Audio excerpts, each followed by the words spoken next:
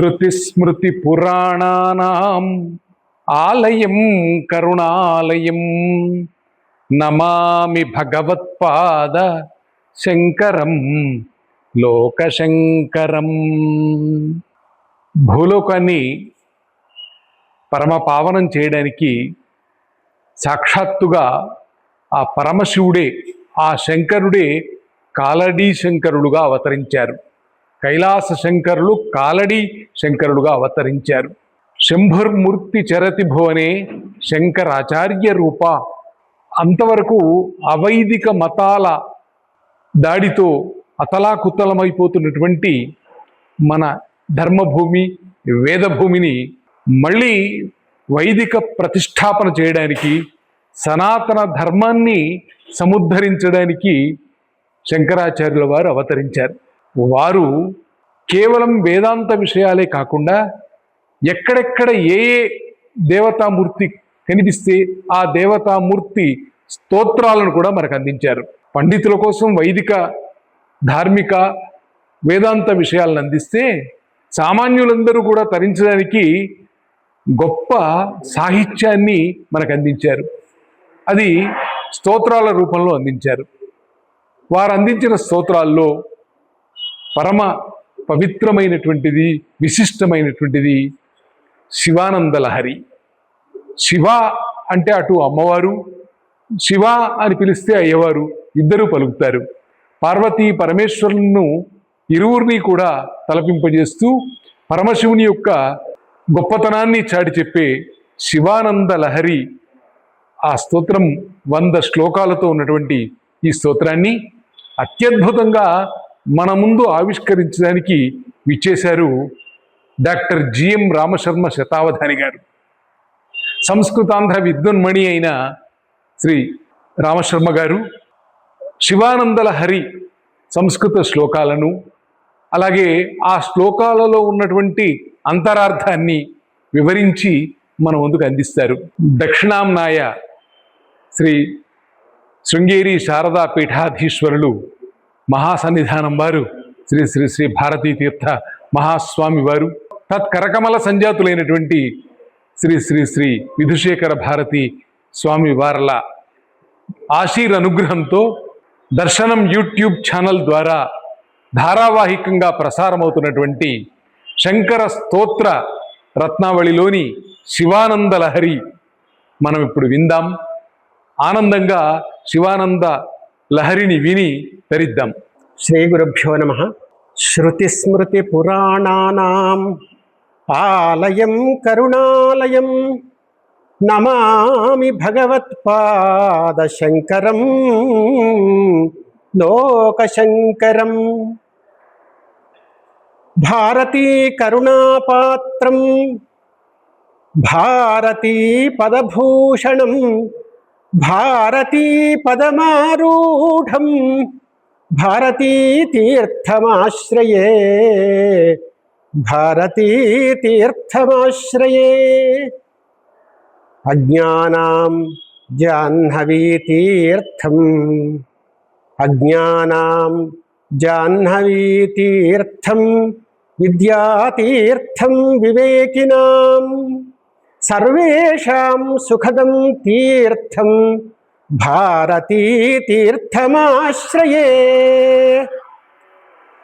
విద్యా వినయ సంపన్నం వీతరాగం వివేకినం వందే వేదాంత తత్వజ్ఞం విధుశేఖర భారతీ. వందే వేదాంత తత్వజ్ఞం విధుశేఖర భారతీ.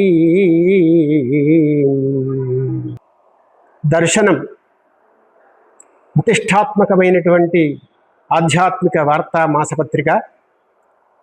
దర్శనం అంతర్జాల మాధ్యమంగా వీక్షిస్తున్నటువంటి సమస్త ప్రేక్షక శ్రోతలందరికీ కూడా సవినయ వందన మందారాలు. ఈనాడు ఈ సెషన్లో శంకర భగవత్పాదుల వారు రచించినటువంటి శివానంద లహరి స్తోత్రం గురించి యథామతిగా ప్రస్తావించి వ్యాఖ్యానించే ప్రయత్నం చేస్తాను. శంకర భగవత్పాదుల వారు ఈ దేశానికి జ్ఞానభిక్ష ప్రసాదించిన వారు. వారి జన్మ జ్ఞానావతారంగా ప్రసిద్ధం. ఎన్నెన్నో గ్రంథాలను రచించి ఈ దేశానికి జ్ఞానభిక్షను ప్రసాదించినటువంటి వారు శంకర భగవత్పాదుల వారు. అందుకే శంకరం లోక శంకరం అన్నారు.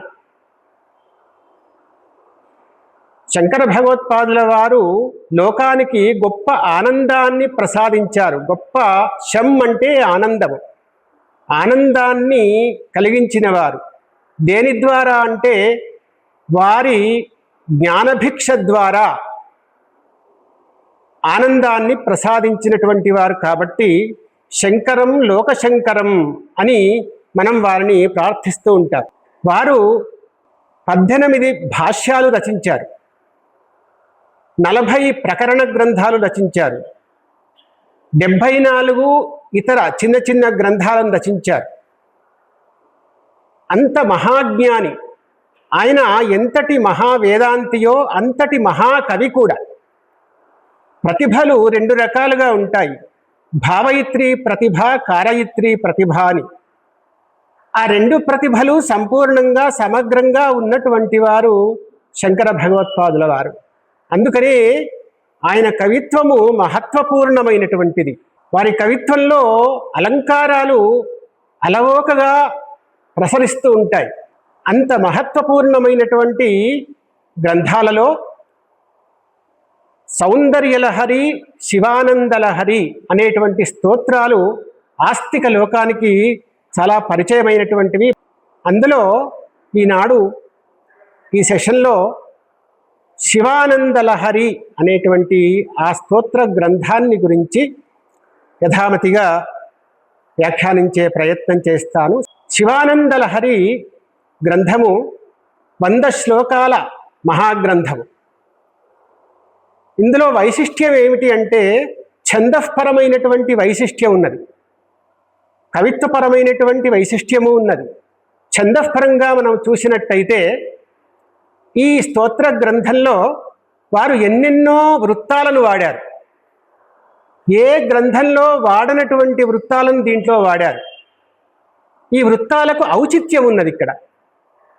ఈ శివానందలహరి గ్రంథము శ్రీశైల మహాక్షేత్రంలో భగవత్పాదుల వారు రచించారు అనేటువంటి ఒక ప్రసిద్ధి ఉన్నది. కనుక ఇందులో ఉన్నటువంటి ఈ వృత్తాలను చూస్తే మనము పుష్పితాగ్రా వృత్తము అన్నారు, అదొక విశిష్ట వృత్తం. అట్లాగే శిఖరిణీ వృత్తము, వసంత తిలకా వృత్తము, వసంత మాలికా వృత్తము, శ్రద్ధరా వృత్తము, వంశస్థ వృత్తము, ఇట్లా ఎన్నెన్నో వివిధములైనటువంటి విశిష్ట వృత్తాలు వారు దీంట్లో వాడారు. వృత్త ఔచిత్యం ఏమిటి అని అంటే శిఖరిణి, శిఖరము కలిగినటువంటిది శిఖరి. కాబట్టి అక్కడ శ్రీశైల మహాక్షేత్రంలో ఎన్నో శిఖరులు ఉన్నాయి కాబట్టి ఇక్కడ శిఖరిణీ వృత్తం వాడారు వారు. అట్లాగే పుష్పితాగ్ర, ఎన్నో వికసించినటువంటి పూలు ఆ శ్రీశైల మహాక్షేత్రంలో ఉన్నాయి కాబట్టి పుష్పితాగ్ర వృత్తము అని ఆ వృత్తం వాడారు. అట్లాగే శ్రద్ధర, స్రక్ అంటే ఒక మాలిక కాబట్టి శ్రద్ధర అనే వృత్తం వాడారు. వసంత తిలక వృత్తము, అట్లానే శార్దూల విక్రీడిత వృత్తము. శ్రీశైల మహాక్షేత్రంలో శార్దూలాల కొదువ లేదు, అందువల్ల శార్దూల విక్రీడిత వృత్తాలు ఇందులో ఆయన వాడారు. అట్లాగే ఆర్యా వృత్తాలు వాడారు. ఆర్య అనేది అమ్మవారికి పేరు, ఆర్యా వృత్తాలు వాడారు. ఇలా చెప్పుకుంటూ పోతే ఎన్నో ఎన్నో విశిష్టమైనటువంటి వృత్తాలు, వృత్త ఔచిత్యముతో పాటు వృత్తాలు ఇందులో వారు వ్రాశారు. కాబట్టి ఇటువంటి విశిష్టమైనటువంటి గ్రంథంలో మొట్టమొదటి శ్లోకము ఒక్కసారి మనము స్మరించుకుందాం. కళాభ్యాం చూడాలంకృత శశికళాభ్యాం నిజ తపఃఫలాభ్యాం భక్తేషు ప్రకటిత ఫలాభ్యాం భవతు మే శివాభ్యాం అస్తోక త్రిభువన శివాభ్యాం హృది పునర్భవాభ్యాం ఆనంద స్ఫురదనుభవాభ్యాం నతిరియం నతిరియం. ఎంత గొప్ప శ్లోకం చూడండి. కళాభ్యాం అన్నారు. శివానంద లహరి యొక్క మొట్టమొదటి శ్లోకంలో మొట్టమొదటి పదం. శాస్త్రపరంగా చెప్పుకున్నట్టయితే కళలు అంటే మహావిద్యలు. కళాభ్యాం అంటే వేద ప్రసిద్ధ విద్యా స్వరూపాభ్యాం అని అక్కడ వ్యాఖ్యానం చెప్పారు. వేద ప్రసిద్ధములైనటువంటి విద్యల యొక్క స్వరూపాలు ఎవరు? శివపార్వతులు, పరమేశ్వరి పరమేశ్వరులు. ఈ ఉపాసనా సంప్రదాయంలో ఏమిటి అంటే ఏ దేవతనైనా కూడా ఏ దేవుణ్ణైనా కూడా మనము స్తోత్రం చేసేటప్పుడు శక్తియుక్తంగా స్తోత్రం చేయాలి. ఉపాసన చేసేటప్పుడు శక్తియుక్తంగా ఉపాసన చేయాలి. అందుకే పరమేశ్వరిని విడిచి పరమేశ్వరుణ్ణి ఉపాసించకూడదు, పరమేశ్వరుణ్ణి విడిచి పరమేశ్వరుని ఉపాసించకూడదు. అది ఉపాసనా సంప్రదాయం అన్నమాట. అందువలన ఇక్కడ శంకర భగవత్పాదుల వారు ఇద్దరిని ఇక్కడ అన్వయింపజేశారు. కళాభ్యాం అంటే వేద ప్రసిద్ధములైనటువంటి విద్యాస్వరూపములు కలిగినటువంటి వారు. అలాంటి వారికి ఇక్కడ వాక్యం ఏమిటి అంటే శివాభ్యాం ఇయం నతిహి భవతు అని ఈ శ్లోకంలో ఆ వాక్యం. ఆ వాక్యానికి అనుసంధానంతో మిగతా ఎన్నో విశేషణాలు అవన్నీ ఉంటాయి. అంటే శివాభ్యాం అంటే పరమేశ్వరి పరమేశ్వరులకు ఇయం నతిహి అంటే ఈ నమస్కారము భవతు అగుగాక అని.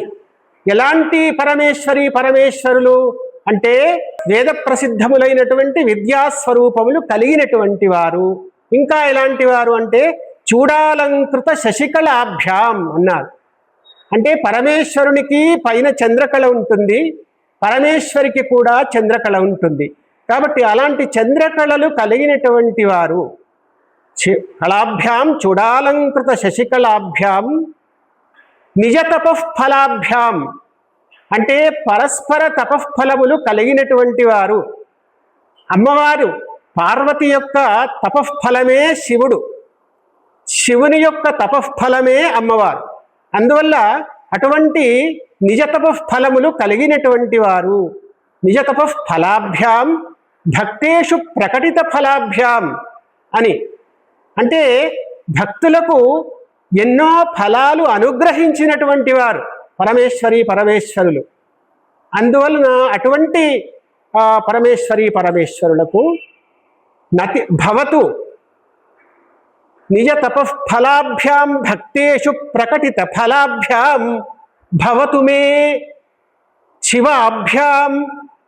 శివాభ్యాం శివాచ శివశ్చ శివౌ అని ఏకశేష వృత్తి అంటారు. దీన్ని వ్యాకరణపరంగా ఏకశేష వృత్తి వాడారు భగవత్పాదుల వారు.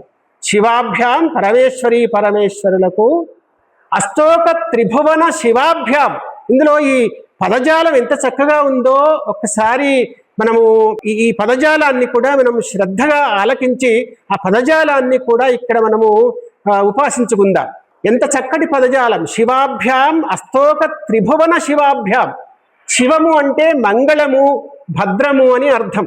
అందువల్ల ముల్లోకాలకు కూడా అష్టోకమైనటువంటి అనంతములైనటువంటి మంగళములను ఇచ్చేటువంటి వారు.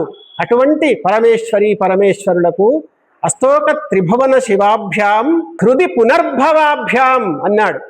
ఇక్కడ మనం ఒక్కసారి మనము మహాన్యాసంలో ఉండేటువంటి ఒక వాక్యాన్ని స్మరించుకోవాలి. తన్మే మనఃశివ సంకల్పమస్తు అని ఒక వాక్యం. మహాన్యాసంలో ఈ వాక్యం 39 సార్లు వస్తుంది. అంటే ఏంటి అంటే మనస్సు శివ సంకల్పం కలిగినది అగుగాక అని అర్థం. అంటే శివ సంకల్పం కలిగినటువంటి మనస్సు అది చాలా ముఖ్యం. శివ సంకల్పం కలిగినటువంటి హృదయంలో పరమేశ్వరి పరమేశ్వరులు పునఃపునః పుడుతూ ఉంటారట. అజాయమానో బహుధా విజాయతే అని శృతివాక్యం. బహుధా విజాయతే ఎన్నెన్నో రూపాలుగా ఆ పరమేశ్వరుడు పుడుతూ ఉంటాడు.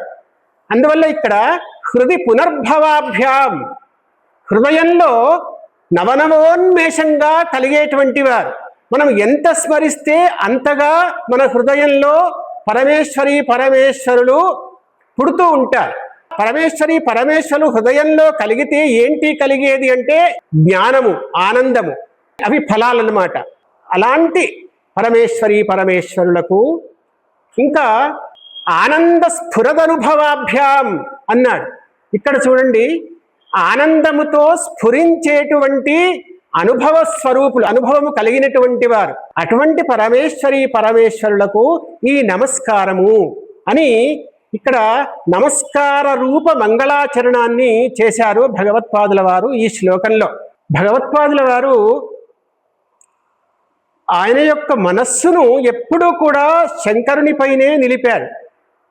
అందువల్ల ఆయన ఏం చెప్తున్నారంటే ఈ శ్లోకం ద్వారా, మనస్తే పాదాబ్జే నివసతు, మనస్తే పాదాబ్జే నివసతు వచస్తోత్ర ఫణితౌ అన్నారు.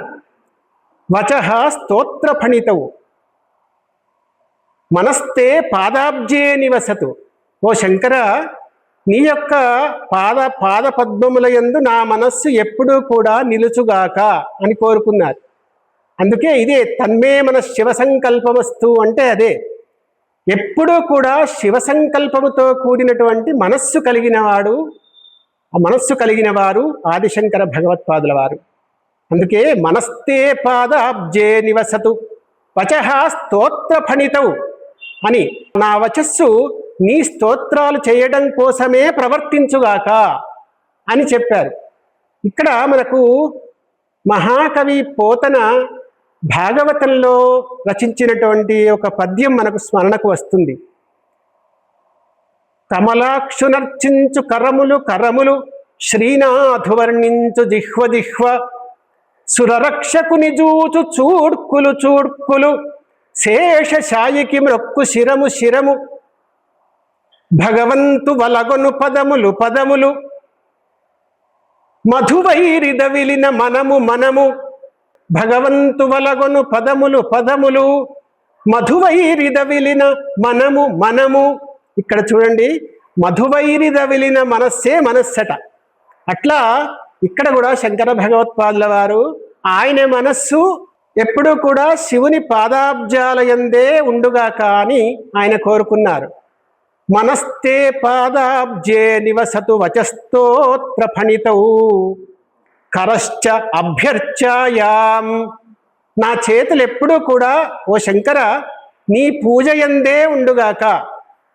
కరశ్చ అభ్యర్చాయాం, అదే కమలాక్షు నర్చించు కరములు కరములు అని ఆయన చెప్పారు. ఈయన కూడా తన హస్తాలను ఎప్పుడూ కూడా శివుని యొక్క పూజయందే ఉండుగాక అని ఆయన కోరుకున్నాడు. కరశ్చాభ్యర్చాయాం శృతిరపి కథాకర్ణన విధౌ, విష్ణునాకర్ణించు వీనులు వీనులు, పురుషోత్తముని మీది బుద్ధి బుద్ధి అన్నారు పోతన గారు. విష్ణునాకర్ణించు వీనులు వీనులు, ఇక్కడ శంకర భగవత్పాదులు కూడా శృతిరపి కథాకర్ణన విధౌ అన్నారు. ఓ శంకర, నీ యొక్క కథలను వినడంలోనే నా చెవులుండుగాక అని కోరుకున్నాడు. ఇంకా తవ ధ్యానే బుద్ధి, ఓ శంకర నీ యొక్క ధ్యానమునందే నా బుద్ధి నిలచుగాక అని.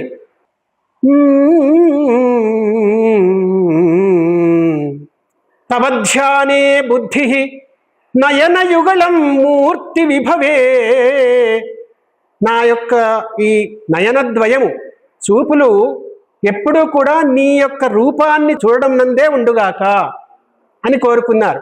తవ ధ్యానే బుద్ధి నయనయుగళం మూర్తి విభవే, పరగ్రంథై కిం వా పరమశివ జానే పరమతః. అంత గొప్పగా ఇందులో శంకర భగవత్పాదుల వారు పరమేశ్వరుణ్ణి ధ్యానించాడు. ఇదే పరంపరలో వారంటారు, సామాన్యంగా మానవుడు భగవంతుని యొక్క పుష్పార్చన కోసమై ఎక్కడికెక్కడికో పరుగు పెడుతుంటాడు. అటువంటి మానవుడు తనలోనే ఉండేటువంటి మనఃపద్మము, హృదయ పద్మాన్ని భగవంతునికి అర్పిస్తలేడు. తన దగ్గరే ఉంది, ఎక్కడికి పరుగెత్తవలసిన పని లేదు.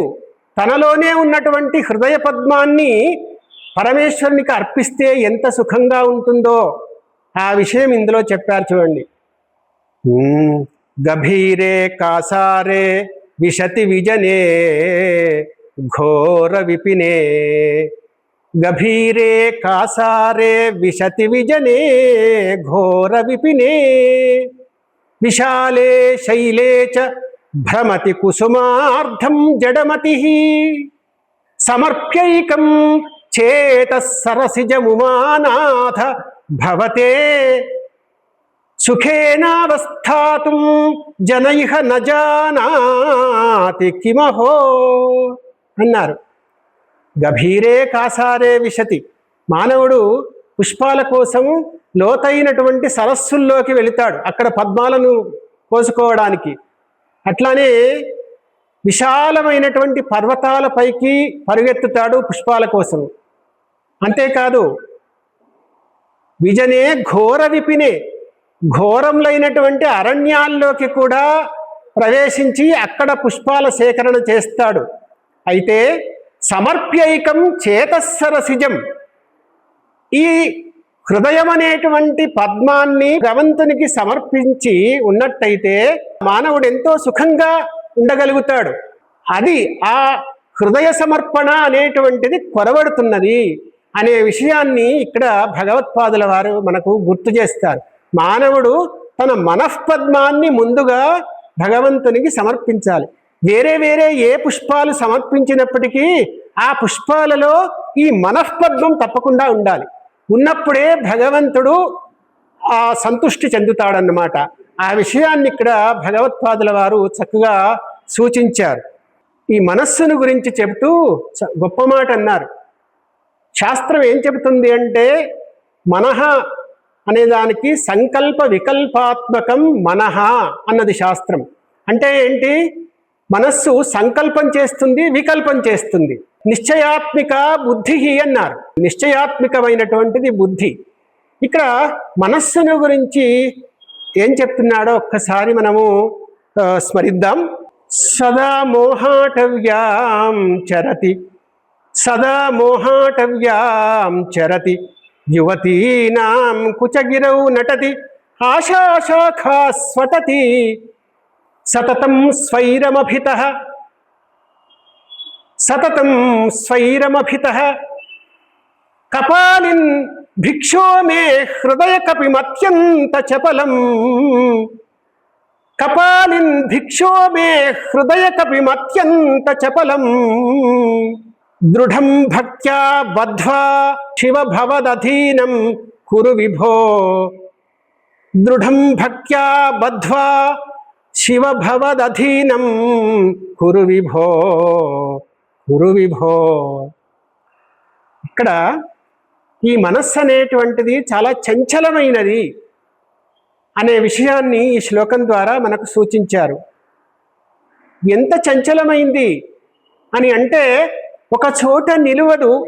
చంచలం హి మనఃకృష్ణ ప్రమాధి బలవదృఢం అని అన్నారు భగవద్గీతలో. చంచలం హి మనఃకృష్ణ, ఇది అర్జునుడు కృష్ణునితో అన్నటువంటి మాట. ఈ మనస్సు చాలా చంచలమైనటువంటిది అని. ఇక్కడ కూడా భగవత్పాదుల వారు సదా మోహాటవ్యాంచరతి అన్నారు. ఎల్లప్పుడూ కూడా మోహం అనేటువంటి అడవిలో తిరుగుతూ ఉంటుంది. ఈ మనస్సు అనేటువంటిది ఒక కోతి అని. అందుకే ధూర్జటి మహాకవి కూడా కాళహస్తీశ్వర శతకంలో ఒక మాట అన్నాడు మనస్సు గురించి. రోసి రోయదు కామినీ జనము తారుణ్యోరు సౌఖ్యంబులన్, రోసి రోయదు కామినీ జనము తారుణ్యోరు సౌఖ్యంబులన్, పాసీపాయదు పుత్రమిత్ర జన సంపత్ ప్రాప్తి, వాంఛాలకల్ కోసీ కోయదు నామనం బకట నీకున్ ప్రీతిగా సత్క్రియల్ చేసీ చేయదు, దీని త్రుళ్ళనుపవే శ్రీకాళహస్తీశ్వర. ఇందులో మనం గమనించవలసిన విషయం ఏమిటి అంటే, మనస్సు చాంచల్యాన్ని రోసీరోయదు, పాసీపాయదు, అట్లాగే కోసీ కోయదు, చేసీ చేయదు. ఈ మాటల ద్వారా మనస్సు యొక్క చాంచల్యాన్ని చక్కగా మనకు నిరూపించి చూపించారు ధూర్జటి మహాకవి గారు. భగవత్పాదుల వారు మోహం అనేటువంటి అడవిలో ఈ మనస్సు అనే కోతి తిరుగుతుంది, అంతేకాదు ఆశలు అనేటువంటి కొమ్మలపైన దూకుతుంది. ఆశలు అనేటువంటి కొమ్మలు మనుష్యాణం ఆశానామ మనుష్యాణం కాచిదాశ్చర్య శృంఖల అన్నాడు మరొక కవి. ఈ ఆశ అనేటువంటిది ఒక ఆశ్చర్యకరమైనటువంటి సంఖ్యలనట. ఈ ఆశ చేత విడువబడినటువంటి వాళ్ళు కుంటివాని వలె ఉంటాడు. ఆశ చేత బద్ధులైనటువంటి వాడు విపరీతంగా పరుగు పెడుతుంటాడు. ఆశానామ మనుష్యాణం కాచిదాశ్చర్య శృంఖల యయాబద్ధా ప్రధావంతే ముక్తా తిష్టంతి పంగువత్. ఈ ఆశ చేత ఎవరైతే బద్ధులవుతారో వాళ్ళంతా కూడా విపరీతంగా పరుగు పెడుతుంటారు. సామాన్యంగా సంఖ్యల చేత బిగింపబడినటువంటి వాళ్ళు పరుగు పెట్టలేరు సామాన్యంగా. కానీ ఇక్కడ ఆశ అనేటువంటి సంఖ్యల చేత ఎవరైతే బద్ధులవుతారో వాళ్ళు విపరీతంగా పరుగు పెడుతుంటారు. ఈ ఆశ చేత ముక్తులైనటువంటి వాళ్ళు, అంటే ఆశ లేనటువంటి వాళ్ళు పంగువత్ కుంటివాళ్ళలాగా ఒకే చోట ఉంటారు అని ఈ ఆశ గురించి ఒక కవి వెల్లడి చేశాడు. ఆశలు అనేటువంటి కొమ్మల పైన ఈ మనస్సు అనేటువంటి కోతి ఎగురుతూ ఉంటుంది అని అన్నాడు. అట్లనే ఆశాశాఖాసు అటతి సతతం స్వైరమభిత. ఇది ఈ ఆశ అనేటువంటి కోతి ఎక్కడెక్కడికో పరుగు పెడుతుంది. దీనికి పరిమితి అంటూ లేదు, విశృంఖలంగా పరుగు పెడుతూ ఉంటుంది.